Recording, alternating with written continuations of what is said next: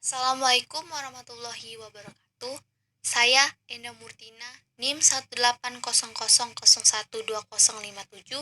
Di sini saya akan menjelaskan materi tentang konsep dalam audit. Nah, konsep dalam audit itu tuh seperti apa dan mengenai apa gitu. Nah, di sini tuh konsep dalam audit itu mengenai tentang bagaimana caranya melaksanakan proses audit. Nah, proses audit itu harus memiliki sifat yang sistematis, di mana di sini bertujuan untuk membuktikan validitas dan kesesuaian informasi yang sedang diaudit, serta menguji laporan agar sesuai dengan jenis dan tujuan audit. Nah, setelah itu kita juga harus mengerti beberapa konsep dalam audit sebagai berikut. Yang pertama, proses yang sistematis. Yang kedua, memperoleh dan menilai bukti. Yang ketiga, menentukan tingkat kesesuaian informasi dengan ketentuan yang berlaku.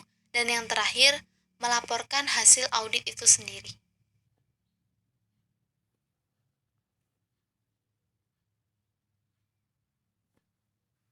Asersi manajemen.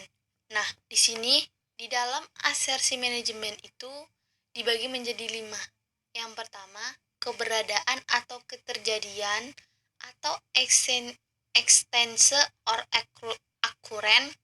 Yang kedua, kelengkapan atau compliance.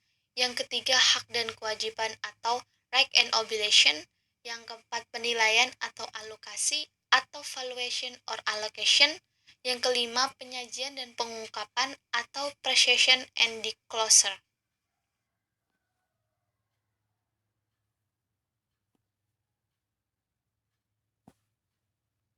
Materialitas.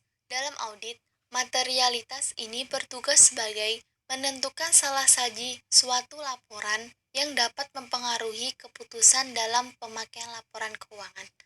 Materialitas memiliki 3 tingkatan sebagai berikut. Yang pertama, jumlahnya tidak material. Maksudnya, jika terjadi salah saji pada laporan keuangan, tetapi tidak cenderung mempengaruhi pada keputusan pemakai laporan, maka salah saji tersebut dianggap tidak material. Yang kedua, jumlahnya material tetapi tidak mengganggu laporan keuangan secara keseluruhan. Maksudnya, jika salah saji pada laporan keuangan dapat mempengaruhi keputusan pemakai, tetap BPI keseluruhan laporan keuangan tersaji dengan benar. Yang ketiga, jumlah sangat material atau pengaruhnya sangat meluas, sehingga kewajaran pada laporan keuangan sangat diragukan.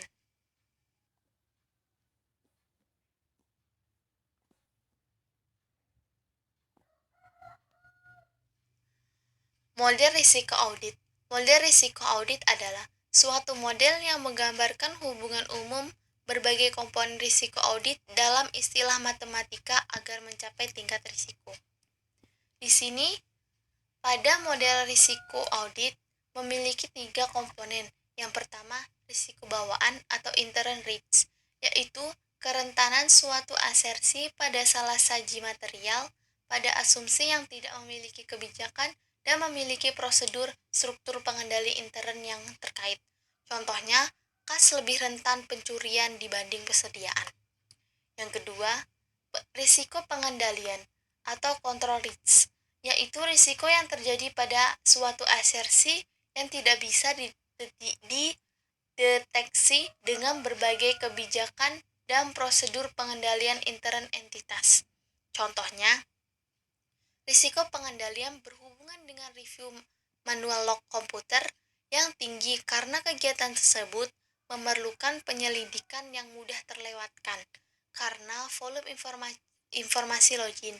Bila pada saat prosedur validasi data komputerisasi biasanya rendah, pasti bisa diterapkan secara konsisten. Dan yang terakhir, risiko deteksi atau detection risk, yaitu risiko yang tidak dapat dideteksi karena adanya salah saji pada suatu asersi. Contohnya, auditor tak memeriksa 100% saldo akun-akun dan ketidakpastian, kesalahan merancang prosedur audit, salah terap prosedur audit, dan salah tafsir terhadap hasil audit.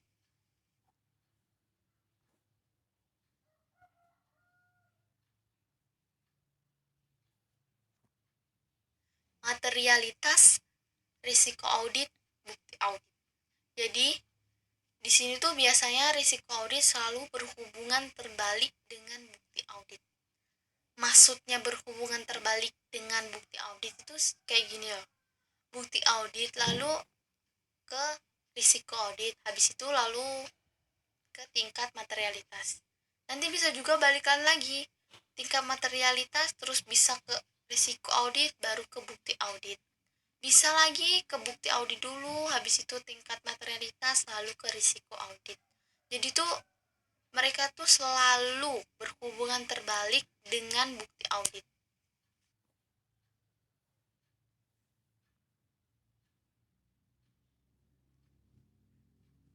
Data akuntansi dan informasi penguat.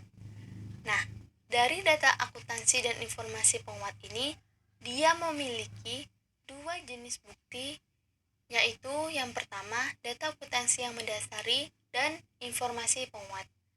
Dan dari data akuntansi dan informasi penguat ini, mereka memiliki 4 dokumen yang dapat diandalkan, yaitu yang pertama, dokumen yang berasal dari luar dan dikirimkan langsung kepada auditor. Yang kedua, dokumen yang berasal dari luar dan disimpan oleh klien. Yang ketiga, dokumen yang berasal dari dalam dan diedarkan kepada pihak luar. Dan yang terakhir, dokumen yang berasal dari dalam dan tidak diedarkan pada pihak luar.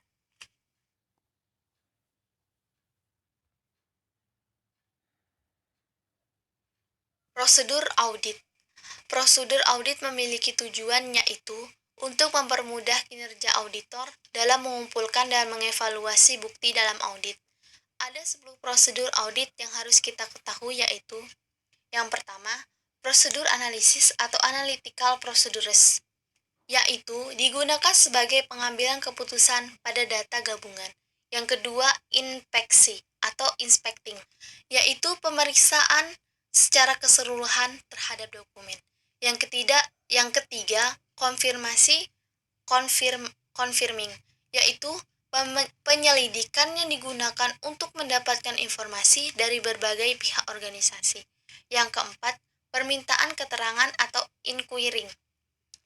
Yaitu biasanya di sini auditor meminta keterangan secara lisan dan nyata yang melibatkan manajemen atau karyawan. Yang kelima, perhitungan atau counting, yaitu berguna sebagai mengevaluasi bukti fisik berupa barang yang sudah ada. Yang keenam, penelusuran atau tracking, yaitu auditor menelusuri dokumen terhadap klien dari tahap awal sampai ke tahap catatan akuntansi, dan di sini nantinya auditor memberikan pula hasil dari dokumen yang diminta dari klien. Yang ketujuh, permintaan bukti pendukung atau vouching, yaitu biasanya di sini dilakukan perbandingan antara dokumen dengan catatan akuntansi. Di sini auditor mencari tahu mengenai kebenaran akuntansi terhadap transaksi yang terjadi. Yang kedelapan, pengamatan atau observing, yaitu kegiatan yang melihat cara kinerja secara langsung dari perhitungan fisik, jumlah barang, dan lain sebagainya. Yang kesembilan, pelaksanaan ulang atau reforming, yaitu biasanya pelaksanaan ini dilakukan pengulangan kegiatan yang dilakukan klien itu sendiri, bertujuan untuk memastikan kembali apakah semua dokumen sesuai atau tidak.